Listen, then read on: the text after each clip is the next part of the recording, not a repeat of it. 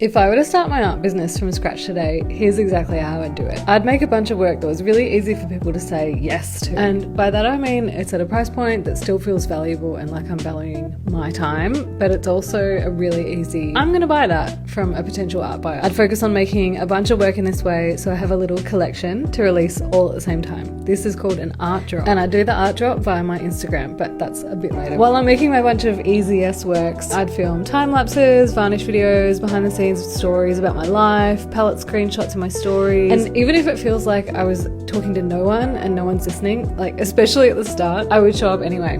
Because I know that that's the way to build an audience. Just keep showing up and shouting into the void and sharing the things that I love, and people eventually do start cottoning on. So I'd share a lot of content, and while I'm filming that content, I'd let people know, like literally in the caption, that these works are going to be available soon, and if you want to be the first to know, send me a DM and I'll put you on a wait list. And then I'd save all their Insta handles in a notes app for when I'm ready to do my art drop. I'd start researching shipping options and different ways of packaging these works to create an element of surprise and delight for the person unpacking the parcel. I'd purchase packaging so I have it on hand for my art drop, and then I'd take photographs of all my works on the same background and in a way that shows how big they are so the viewer knows exactly what they're buying. I just use my hand for this, but it depends on the size of the work. Then I'd list them on my website as products. And remember, I've been posting content this whole time, so my audience are excited and they're waiting for my work, but I wouldn't share it with the whole audience yet. This is the secret sauce. I'd send a special preview link to those people from my notes app on my waitlist and tell them that they have 24 hours before the link goes live. Using this strategy means that a bunch of these works get snapped up by those people, and then after 24 hours I put my link in my Instagram bio, and then I start shouting from the rooftops that the drop is live.